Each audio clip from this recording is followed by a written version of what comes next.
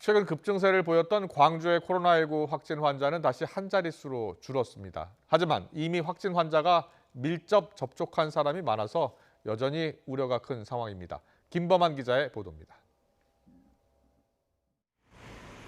일주일 만에 50여 명의 확진 환자가 나오면서 광주광역시는 얼어붙다시피 했습니다.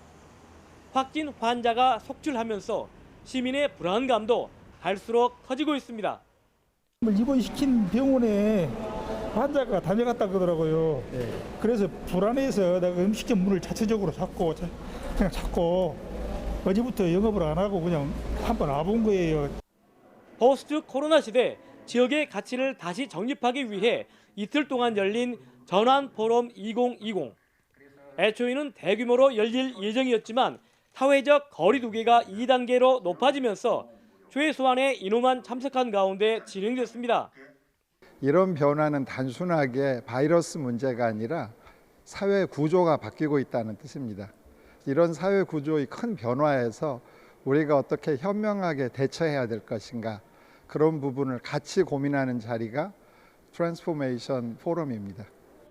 많게는 하루에 22명까지 나왔던 광주의 코로나19 확진 환자는 사흘 만에 다시 한 자릿수로 줄었습니다. 그것도 다행히 방역망 안에 있던 확진 환자의 밀접 접촉자들 가운데 나왔습니다. 광주에서 지역사회 감염이 본격화한 것은 지난달 27일입니다.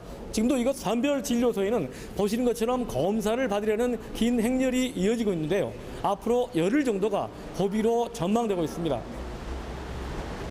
당장은 이번 주말이 문제입니다. 광주시는 실내 50명, 실외 100명 이상의 행사와 모임을 전면 금지한다며 방역 수칙을 철저하게 지키고 되도록 외출을 삼가달라고 호소했습니다. 만약 이번 주말에 이와 같은 방역 수칙 이행과 자발적인 시민 협조가 이루어지지 않아 감염이 확산될 경우에는 불가피하게 가장 고강도 조치인 사회적 거리두기 3단계로의 격상을 검토하지 않을 수 없습니다.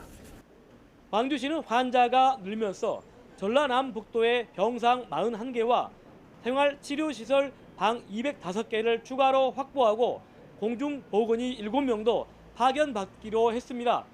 빛고울 광주가 나눔과 연대의 공동체 정신을 살려 다시 안정을 되찾을 수 있을지 주목됩니다.